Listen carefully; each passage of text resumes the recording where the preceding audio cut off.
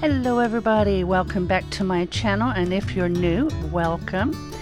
We had another wonderful week of meals and I wanted to share the new ones with you. They were all really good. One was a play off of an old recipe, but you have to try it because it was just really good. And the rest of them are all new. So I hope you enjoy, and for those of you that are new here, in the description box below I do have a link to our playlist of RB cooking. I hope you enjoy.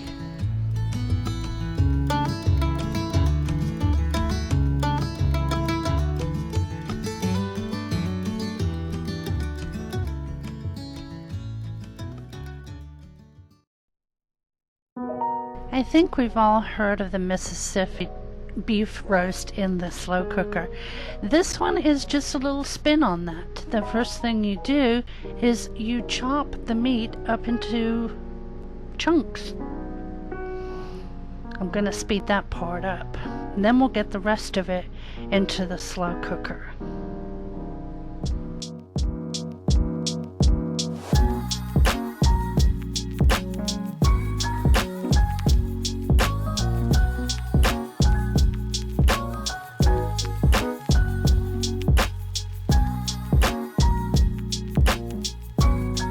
Now we're going to add the packet of au jus and the packet of the ranch seasoning mix, and then on top of that we're going to pour in an 8-ounce jar of pepperoncini peppers with the juice.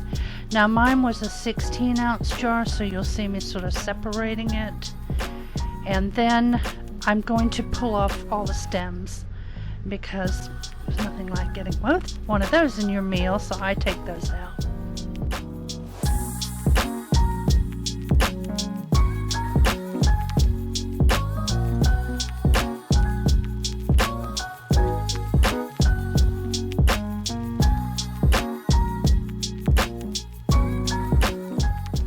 This recipe called for a half cup of unsalted butter to be sliced and put on top. I used a little less than that. And then you put this on low and you cook this for 8 hours until the beef's tender and it falls apart. Real simple. And if you want to, you about 30 minutes before it's all done, put a cornstarch slurry in there to thicken the gravy, and I did do that. And then when it's cooking, when it's almost done, you're going to make some egg noodles, and that's what we served this on. And I paired it also with a broccoli casserole that will be coming up next. Now at the very end you are supposed to shred the beef, but I had a liner in there and I didn't want to cut into it, so we just shredded ours on our plate. So here are your ingredients, and in the description box below I'll have the link to the original recipe. Now we're going to make a broccoli casserole to go with our beef. Guilty, I forgot to start the camera. In here I have one bag. I will have 2 bags in just a minute. That's the other bag ready. So total 2 12-ounce bags of broccoli, cooked and drained, so there's less water. A can of cream of mushroom soup, a cup of cheese, an onion, which I use the frozen diced ones, 2 eggs, a cup of Duke's mayonnaise, and now I'm going to melt some butter and crumble up Ritz crackers to go on top. But we'll get the other broccoli drained as it's ready to come out. I'll put that in the drainer and we'll melt our butter.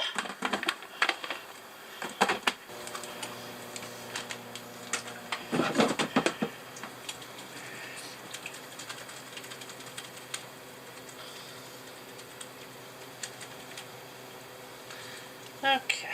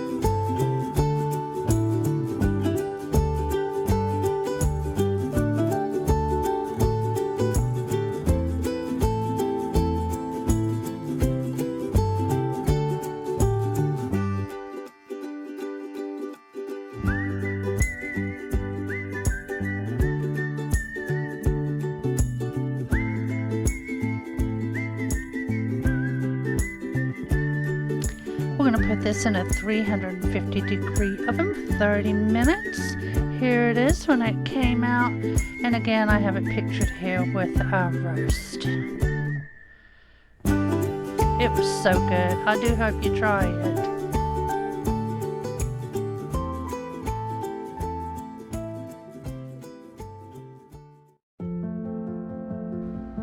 For the breaded ranch chicken, we're going to get our station set up.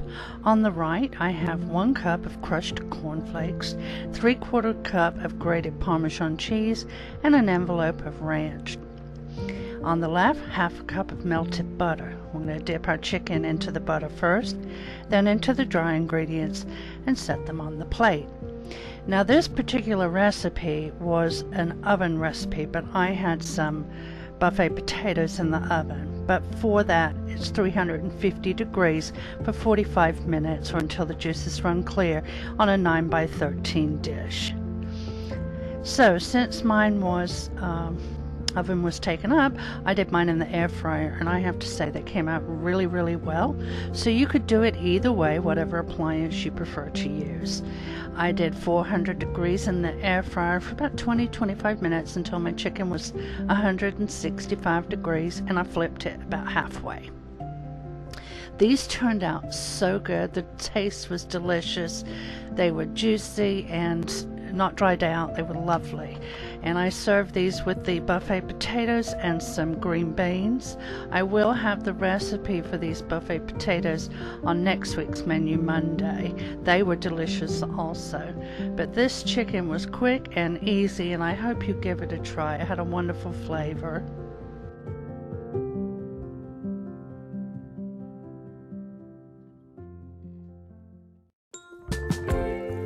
Now we're going to make a beef and bean casserole. And what we're going to do is cook the hamburger along with the onion. Step 1.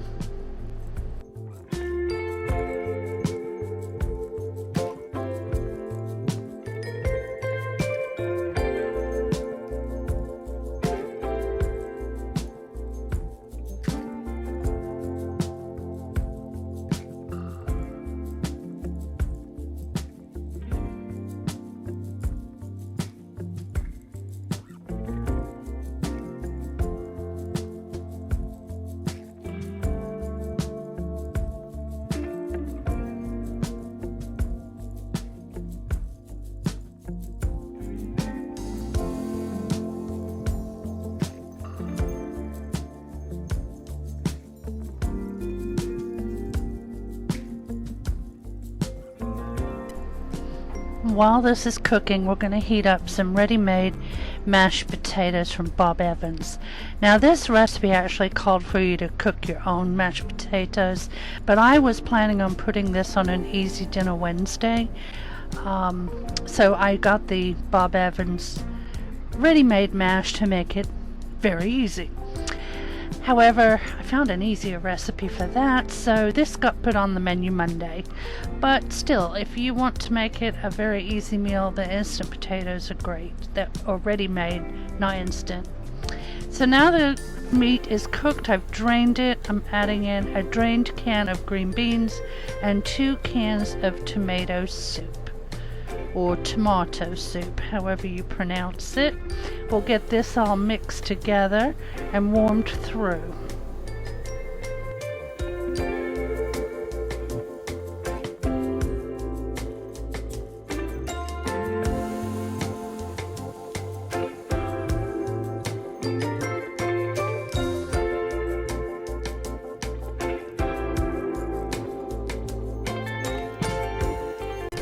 We're going to spray our casserole dish and move the meat mixture to that dish.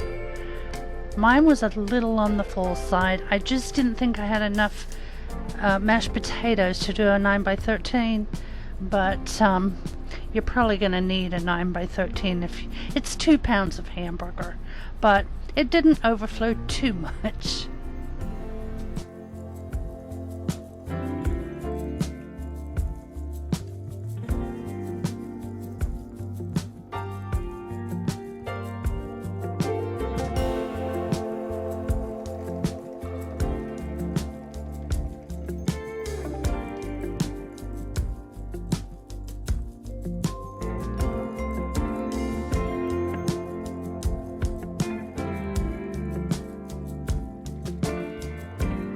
Here it is when it came out of the oven. It had a nice crisp on the top. Here it is plated up. Big Daddy and I were both pleasantly surprised with this flavor.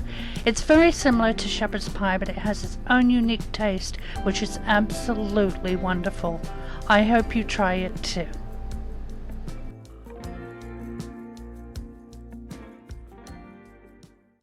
Well, if you try any of these recipes, I do hope you enjoy them as much as we did. And if you made it to the end of the video, just type hello in the comments below. Thanks guys for watching.